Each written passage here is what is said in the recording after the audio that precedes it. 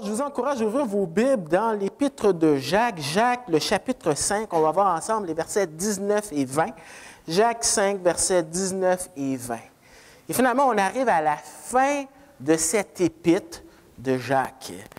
Ce qui a commencé comme une étude personnelle dans ma vie s'est transformé en série de prédications, 14 prédications, espacées en 2 ans.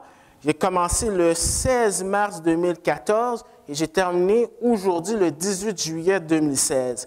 Et j'aimerais vous expliquer qu'est-ce qui m'a amené à cette épître-là. À cette époque-là, alors, j'y vais vraiment des difficultés vraiment très intenses qui affectaient ma vie de couple, ma famille. Alors, comme il y a des nouveaux à l'Église, j'aimerais vous dire, alors, peut-être vous ne le savez pas, mais j'ai 2 enfants. Mes 2 enfants sont autistes. Et quand tes enfants sont autistes, tu as des défis au quotidien. Et je ne vais pas minimiser ce que vous êtes en train de vivre aussi, parce que je sais qu'il y en a dans l'Église qui ont aussi des enfants à problèmes particuliers. Je sais que dans l'Église, il y a des gens qui souffrent physiquement. Je sais que dans l'Église, il y a des gens qui cherchent un emploi. Donc, ne pensez pas que je veux minimiser ce que vous êtes en train de vivre. Je veux juste vous dire qu'est-ce qui se passait dans ma vie. Et ça m'a forcé à chercher Dieu et à sonder les Écritures. Et je suis tombé dans cette épître de Jacques qui parle d'épreuves. Et mon intention, c'était juste de prêcher juste les quelques versets du chapitre 1. Mais à ma grande surprise, j'ai été vraiment plongé dans cette épître-là. Et avec du recul, je me dis, le Seigneur est sage. Il est sage parce qu'on pense que l'épître de Jacques, c'est la première lettre du Nouveau Testament. Ici, c'est la première lettre. Eh bien, il aborde un sujet que tout le monde ici, on a en commun, ce sont les épreuves. Et Dieu, dans sa grâce, il utilise les épreuves pour qu'on puisse grandir et dépendre de lui. Et ma prière, vraiment, ce matin, c'est que jusqu'à ce que le Seigneur revienne, vous allez avoir des épreuves, mais que l'épître de Jacques soit pour vous comme une boîte à outils que Dieu met à votre disposition, pour que vous puissiez la méditer et la vivre, pour que vous puissiez passer à travers les tests que Dieu donne afin que vous soyez mature et parfait. Alors, ceci étant dit, je vous invite à vous lever debout comme signe de respect pour la parole de Dieu. Je vais lire dans la version Louis II, le verset 19 et 20. Je vais prier et après vous pourrez vous asseoir. Alors, je lis pour vous.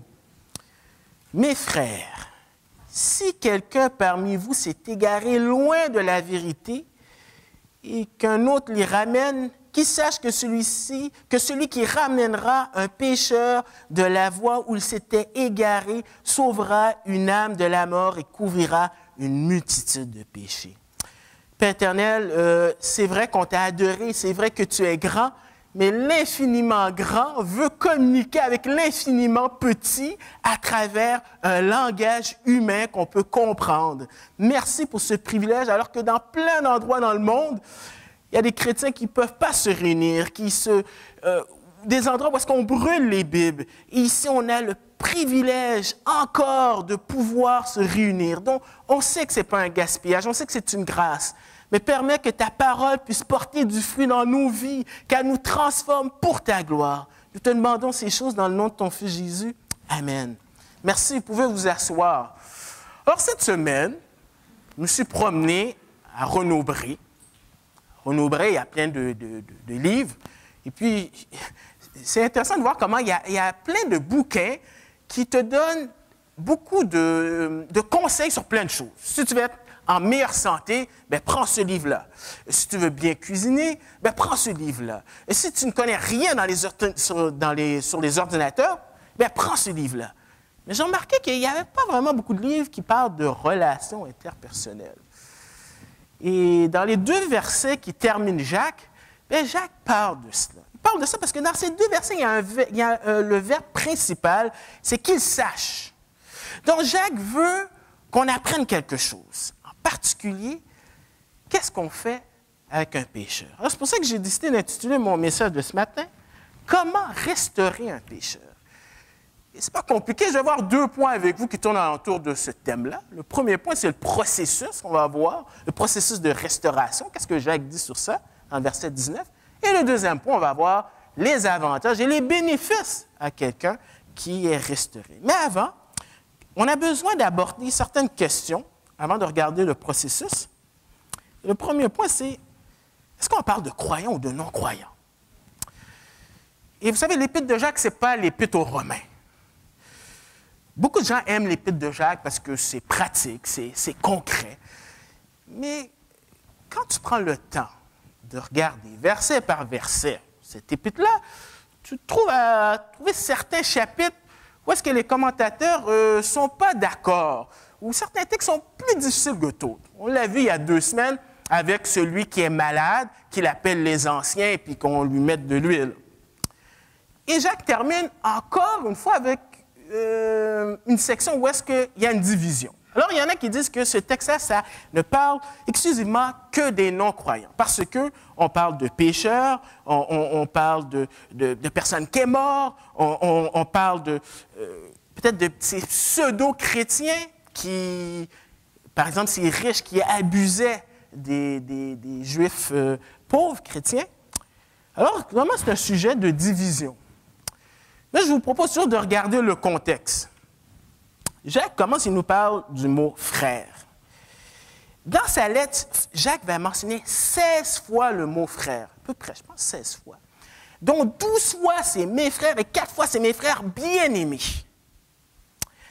Et Jacques, au début de sa lettre, qu'est-ce qu'il nous dit en guise de prologue, comme introduction? Il nous dit, Jacques 1, verset 2, « Mes frères, regardez comme un sujet complet les diverses épreuves auxquelles vous pouvez être exposés, sachant que l'épreuve, c'est-à-dire l'évaluation, le test, pas pour nous faire échouer, mais pour nous faire grandir, dans l'épreuve de votre foi produit la patience ou, j'aime bien, la persévérance, mais il faut que la patience accomplisse parfaitement, donc on parle de maturité, son œuvre, afin que vous soyez parfaits, accomplis, sans faillir en rien. Donc, déjà dans le début de sa lettre, Jacques n'adresse pas la justification ni l'évangélisation, mais il parle de l'édification ou de la sanctification, notre marche pour qu'on puisse grandir.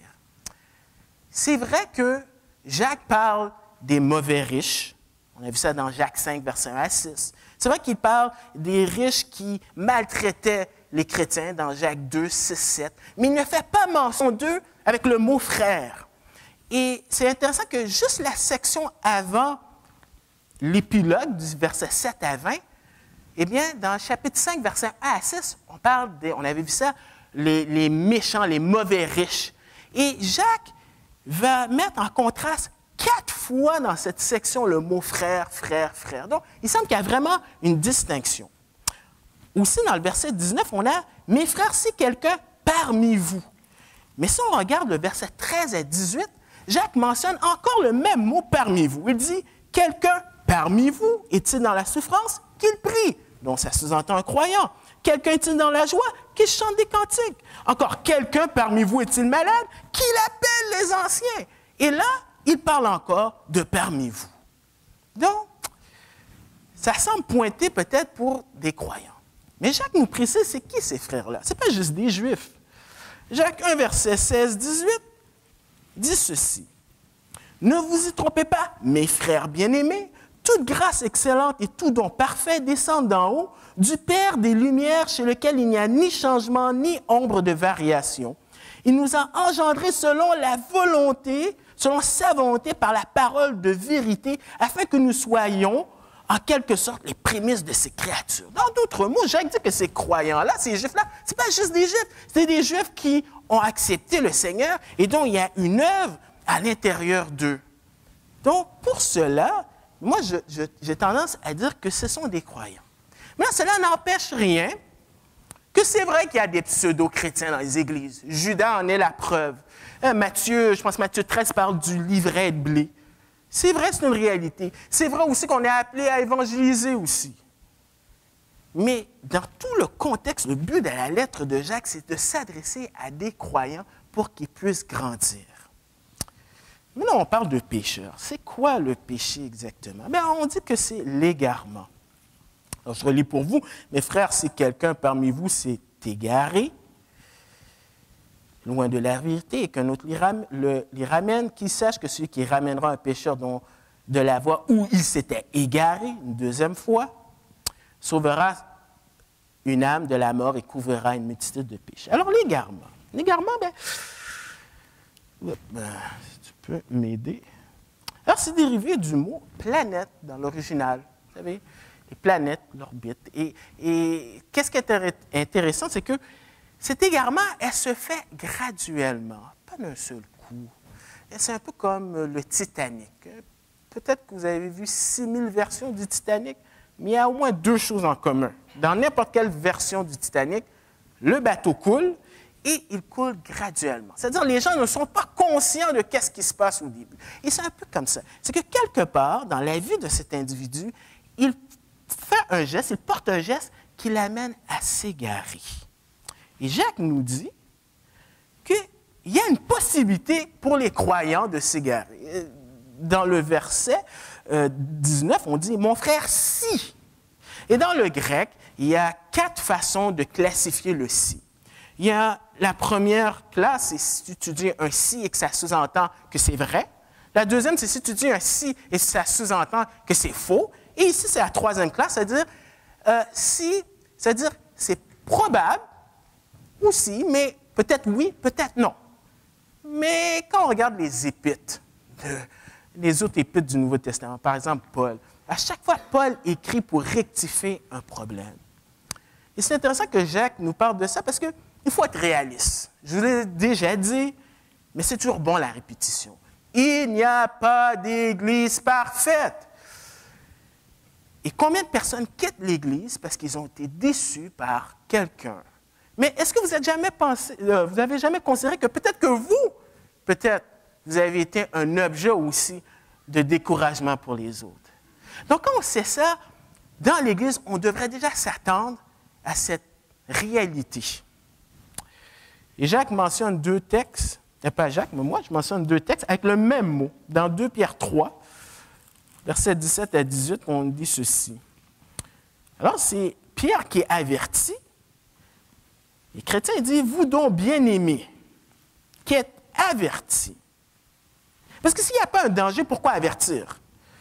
Tenez-vous sur vos gardes, de peur qu'entraînés par l'égarement des impies, vous ne veniez à déchoir de votre fermeté, mais croissez dans la grâce et dans la connaissance de notre Seigneur et Sauveur Jésus-Christ. À lui soit la gloire maintenant et pour l'éternité. Amen. Et une autre lettre, celle de Paul, 1 Timothée 1, versets 18 et 19.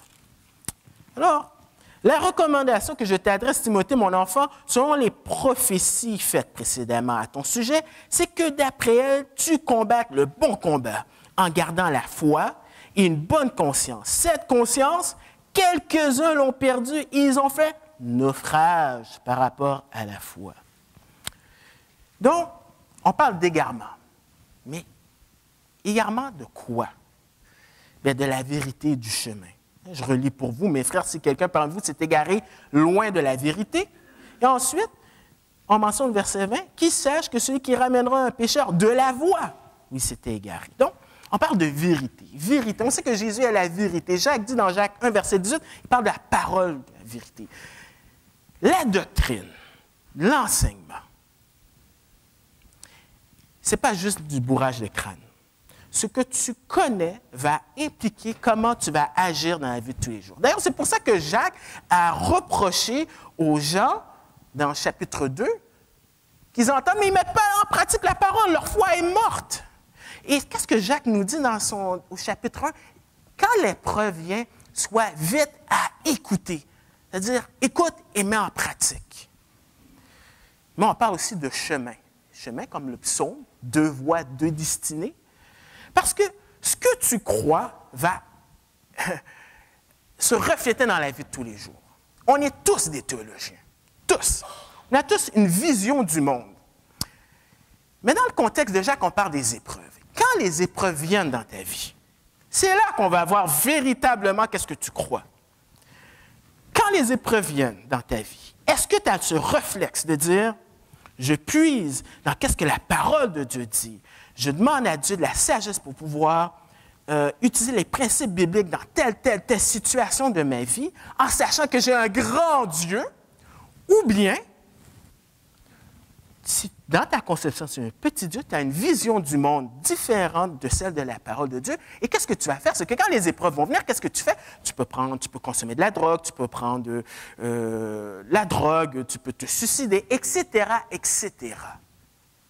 Donc, on dira ce qu'on voudra, mais la doctrine, c'est extrêmement important. Elle est importante quand tu la mets en application. Donc, maintenant qu'on a vu un peu l'introduction, maintenant on peut voir le processus de restauration. Comment Jacques nous propose de pouvoir restaurer un croyant? Bien, il dit « ramener un pécheur ». Mon frère, si quelqu'un parmi vous s'est égaré de la vérité et que quelqu'un d'autre l'y ramène. Alors, le mot, c'est cette idée de faire un virage de 180, on dirait une conversion. Mais des fois, tu as des virages qui sont bons et d'autres qui sont négatifs. Comme par exemple dans l'épître de Galates. Galates au chapitre 4, versets 8 et 9. Paul va utiliser ce mot-là, mais dans un contexte négatif. Galates 4. Il dit « Autrefois, ne connaissant pas Dieu, vous serviez des dieux qui ne le sont pas de leur nature. Mais à présent que vous avez connu Dieu, ou plutôt que vous avez été connus de Dieu, comment retourniez-vous à ces faibles et pauvres principes élémentaires auxquels vous voulez vous asservir encore? » Alors, il y a ce mot-là, il y a un virage, mais dans un côté négatif. Mais aussi, la Bible parle aussi de virage dans un bon côté positif. Par exemple, dans 1 Thessaloniciens 1, verset 9, quand Paul écrit aux Thessaloniques, il dit ceci. « Car on raconte, alors tout le contexte, c'est des actions de grâce que Dieu donne à ses croyants. Car on raconte à notre sujet quel accès nous avons eu auprès de vous et comment vous vous êtes convertis. » Mais c'est le même mot dans l'original, c'est ce virage-là, à Dieu en abandonnant les idoles pour servir le Dieu vivant et vrai. Donc, dans ce contexte-là, c'est un contexte positif. Mais qui ramène? Bien, Dieu, comme dans le texte de Jacques, dit qu'il utilise des gens pour sauver des personnes, bien, on est des instruments. Dieu n'a pas besoin de nous. Mais dans sa grâce, il nous appelle à être des co-ouvriers avec lui. Et c'est les croyants matures qui peuvent faire cela. Parce que si on le fait mal, on risque de mettre de l'essence sur le feu au lieu de pouvoir éteindre le feu. Par exemple, on a des textes comme Galates 6, verset 1, qui dit que si tu vois un frère qui est à terre, bien, vous, les spirituels, bien, il faut les redresser. Ou par exemple, dans Matthieu 7, verset 3 à 5, il dit, si tu vois ton frère qui a une paille dans ton œil, bien, enlève la poutre. Ensuite, tu seras capable de l'aider. Donc, il faut comprendre que ramener un pécheur, ça devrait être n'importe qui, la responsabilité de n'importe qui. Mais il faut avoir la bonne attitude. Et on a un exemple de cela. Ce n'est pas dans Luc 21, mais c'est dans Luc 22, versets 31 à 32. Et c'est Jésus qui parle de Pierre en utilisant ce même terme de ramener.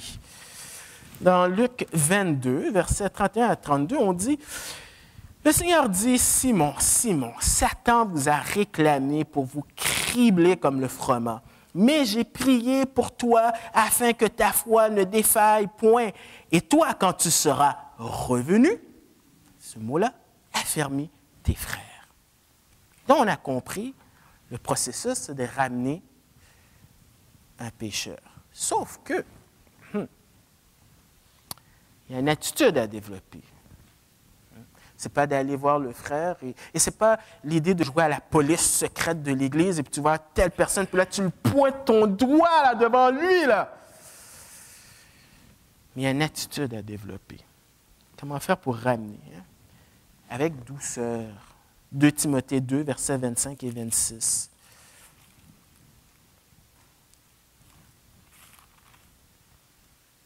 Je lis verset 24 avant. « Or, il ne faut pas qu'un serviteur du Seigneur ait des querelles. Donc, quelqu'un qui sert le Seigneur, un pasteur, ne va pas être quelqu'un de colérique. Pas juste un pasteur, un chrétien, point. Je continue. Il doit au contraire être affable pour tous, propre à enseigner, doué de patience. Il doit redresser avec douceur les adversaires dans l'espérance que Dieu leur donnera la repentance pour arriver à la connaissance de la vérité et que, revenus à leur bon sens, ils se dégageront des pièges du diable qui s'est emparé d'eux pour les soumettre à sa volonté. Donc, la douceur. Autre attitude à développer, l'humilité. Galates 6, verset 1.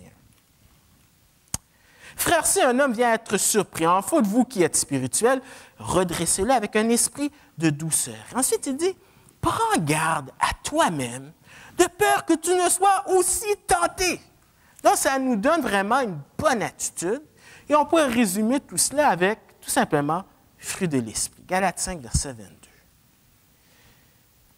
Si on médite sur ce verset-là, on a parlé des résolutions de conflits cette année, ou l'année dernière, je ne me souviens plus, bien, on a besoin d'appliquer cela. Mais le fruit de l'esprit, il fait un contraste avec les œuvres de la chair, dont la division, les querelles, les sectes. Au verset 22, il dit, mais le fruit de l'esprit, c'est l'amour, la joie, la paix, la patience, la bonté, la bienveillance, la foi, la douceur, la maîtrise de soi. Donc ça, c'est vraiment l'attitude à développer dans un processus de restauration. Mais Jacques ne s'arrête pas là. Il veut qu'on comprenne que ça a un impact qu'on fait ça. Ça vaut la peine de le faire. Il donne des bénéfices de la restauration. Délivrance de la mort. Qu'il sache que celui qui ramènera un pécheur de la voie où il s'était égaré sauvera une âme de la mort. Et encore une fois, on a besoin de s'arrêter quelques instants et d'analyser les mots. Si vous avez grandi dans une église évangélique, probablement, lorsque vous entendez le mot « sauver », automatiquement dans votre tête, ça veut dire « sauver de l'enfer, la vie éternelle ». Automatiquement. Sauf que le mot en soi a cette idée de délivrer. Et c'est le contexte qui dit « délivrer de quoi ». Par exemple, dans les psaumes, par exemple, le psaume 119, ce psaume qui fait l'éloge de la parole de Dieu, on dit au verset 170, le psalmiste dit ceci, « Que ma supplication arrive jusqu'à toi, délivre-moi selon ta promesse. » Oh, papa, ici, délivre-moi ou sauve-moi de l'enfer, mais dans un contexte de danger. Même dans Jacques, Jacques va même utiliser le même mot, Jacques 1, verset 21, on nous dit ceci. C'est pourquoi, rejetant toute souillure et tout débordement de méchanceté, recevez avec douceur la parole qui a été plantée en vous et qui peut sauver vos âmes. Sauf que, au verset 18, ils sont déjà sauvés parce qu'ils ont été engendrés selon sa volonté par la parole de la vérité. Alors ici, sauver, c'est quoi? Sauver de passer cette épreuve que tu es en train de subir et que tu puisses grandir et pas échouer et même pécher. Donc, vous comprenez que le mot « sauver », c'est le contexte qui nous le détermine. Maintenant, si on prend comme prémisse qu'il a affaire à des croyants, est-ce qu'il peut dire qu'il est mort spirituellement, c'est-à-dire qu'il va en enfer? Non, on sait que quand tu es sauvé, Dieu nous sauve et personne ne peut nous racheter. Personne ne peut nous enlever de la main du Seigneur, nous ravir. Alors, il faut se poser la question, est-ce qu'on parle de mort physique ou de mort spirituelle? En passant, quand vous voyez le mot « âme », nous, c'est bien traduit, mais ça veut dire aussi « vie ». Des fois, ça veut dire tout l'individu. Tu sais, pour les Juifs, l'âme, c'était toute la personne. C'est vraiment les Grecs, plus tard, qui ont fait une dichotomie, vraiment. Et nous, des fois, on a tendance à croire que ça veut juste dire ça. Mais ici, pour les Juifs, c'était tout l'individu. On parle de vie. Alors, est-ce qu'on parle de mort physique ou mort spirituelle? Bien, c'est sûr que si c'est un chrétien, bien, il n'est pas séparé de Dieu. Donc, probablement, on a affaire peut-être à la discipline divine. C'est-à-dire, il y a des textes dans la Bible. Est-ce que tu peux avancer, s'il te plaît? Merci. Où est-ce que Dieu intervient? Parce que Dieu, c'est un Dieu bon, mais il n'est pas bonbon. Et c'est vrai qu'on est sauvé, mais ce n'est pas une licence pour pécher. Paul l'a dit dans Romains. il dit vraiment, je pense que c'est l'Épître aux Hébreux qui dit « Attention, parce que Dieu, c'est un Dieu, il compare ça à un feu dévorant. » Et Hébreux dit que c'est un père qui va nous châtier parce qu'on n'est pas des enfants illégitimes. Et il y a des textes qui parlent de la discipline de Dieu. Par exemple, dans 1 Corinthiens 11, verset 30, on parle du contexte de la Sainte Seine. On dit ceci. « C'est pour cela qu'il y a parmi vous beaucoup d'infirmes. » On en avait parlé il y a quelques semaines, que le mot dans l'original, à chaque fois qu'il est utilisé, on parle de malade physique. Et ici, il est de malade. On avait vu l'autre fois que c'était cette idée de sans force. Et qu'un grand nombre sont morts. Il y a le texte de 1 Jean 5, versets 16 à 17, qui parle de ce péché qui mène à la mort. Mais j'aimerais regarder avec vous Acte 5, versets 1 à 11, cette église de Jérusalem, parce qu'on vit dans un mythe, qu'on pense que ces gens-là ils se tenaient par la main, ils chantaient Kumbaya toute la journée, puis ils étaient parfaits. Alors, Luc nous dit, dans Acte 5, versets 1 à 11, « Mais un homme nommé Ananias, avec Saphira, sa femme, vendit une propriété et retint une partie du prix. Sa femme le sachant, puis il apporta le reste et le déposa aux pieds des apôtres. Pierre lui dit, « Ananias, pourquoi Satan a-t-il rempli ton cœur au point que tu mentes au Saint-Esprit et que tu aies retenu une partie du prix du champ? S'il n'avait pas été vendu, aidez-moi là, je suis fatigué. Merci. Et après qu'il a été vendu, le prix n'était-il pas à ta disposition? Comment as-tu pu mettre en ton cœur un pareil dessein? Ce n'est pas à des hommes que tu as menti, mais à Dieu. » Ananias, entendant ces paroles, tomba et expira. Regardez le résultat. Une grande crainte saisit tous les auditeurs. Les jeunes gens s'étant levés, l'enveloppèrent et l'emportèrent et l'ensevelirent. Environ 3 heures plus tard, sa femme entra sans savoir ce qui était arrivé. Pierre lui adressa la parole. « Dis-moi, est-ce à tel prix que vous avez vendu le champ? »« Oui, répondit-elle. C'est à ce prix-là. » Alors Pierre lui dit, « Comment vous êtes-vous accordé pour tenter l'Esprit du Seigneur? Voici ceux qui ont enseveli ton mari sont à la porte et il t'emportera. » Au même instant, elle tomba aux pieds de l'apôtre et expira. Les jeunes gens étant entrés, la trouvèrent morte et l'emportèrent et l'ensevelirent auprès de son mari. Une grande crainte s'empara de toute l'assemblée et de tous ceux qui apprirent ces choses. Donc, il y a vraiment un bénéfice de pouvoir aller chercher cette personne-là. Mais l'autre avantage aussi, c'est qu'il y a une multitude de péchés qui est cachée, qui est couvert. Si on revient dans le texte de Jacques, Jacques termine en disant « Et couvrira une multitude de péchés. » Alors, il y a un pardon qui est accordé, incroyable. Parce que lorsqu'on pêche, la première personne qu'on offense, c'est Dieu. Ah, c'est sûr, il y a des répercussions au niveau horizontal, mais c'est Dieu. Il y a une bénédiction d'être pardonné par Dieu. Et David l'a vécu, l'a expérimenté dans le psaume 32, versets 1 à 2. Il y a une restauration de la relation avec Dieu. Le plus grand problème de l'humanité, c'est que Dieu est en colère contre nous parce qu'on est né pécheur. On est juste né pécheur. Et un Dieu saint ne peut pas avoir le péché. Alors, que tu sois un non-croyant, tu es dans le trouble parce que si tu n'acceptes pas Jésus, eh bien, tu es séparé de lui éternellement. Mais en même temps, si tu es un croyant, ne pense pas que Dieu tolère le péché et qu'il descend les standards juste pour toi. Parce que Dieu va te discipliner d'une façon ou d'une autre. Mais qu'est-ce qui est merveilleux, c'est quand, des deux côtés, que tu sois croyant ou quelqu'un qui se convertit, ta relation avec Dieu, elle est nouvelle, ou si tu es un croyant, elle est restaurée. Et ça, c'est quelque chose de merveilleux. Mais il y a aussi un impact aussi sur son futur. On dit, il couvrira une multitude de péchés. Parce qu'on sous-estime le cœur de l'être humain. Pour être franc, qu'est-ce qu'on voit à la télévision? Aux États-Unis, en France, n'importe où dans le monde, ça ne devrait pas nous choquer. On est choqués, mais on ne devrait pas. Parce que la Bible, elle est un miroir, elle nous dit vraiment notre condition.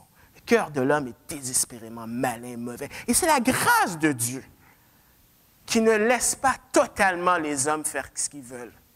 Donc, il ne faudra pas s'étonner de voir ça. Et quand tu es un chrétien, Dieu t'a sauvé d'une multitude de péchés que tu aurais pu faire.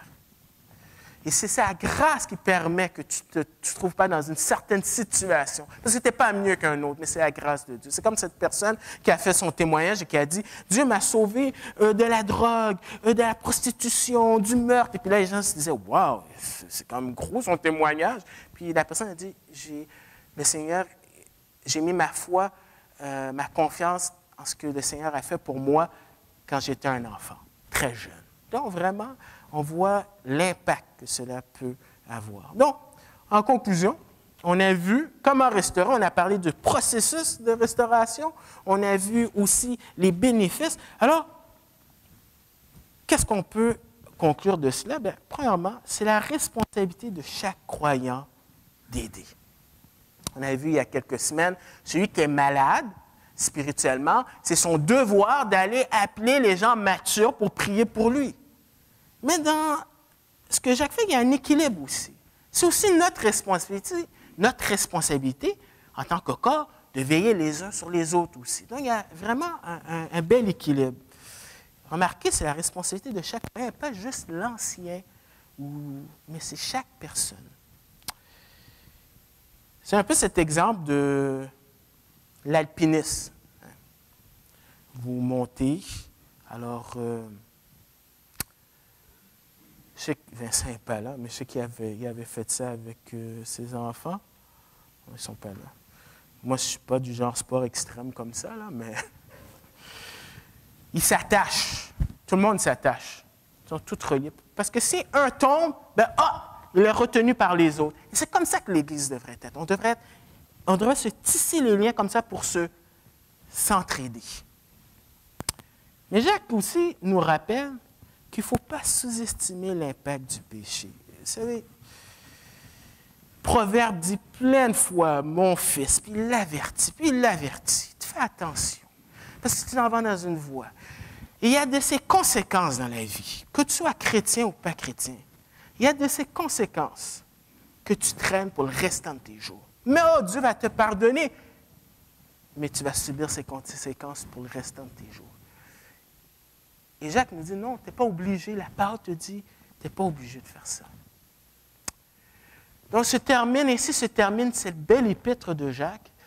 Et j'espère vraiment que vous allez la méditer, que ce sera vraiment votre ami et que vous puissiez vous rappeler que vous avez des ressources pour vous aider quand les épreuves vont venir. Donc, je vais prier, puis ensuite, on va célébrer le repas du Seigneur.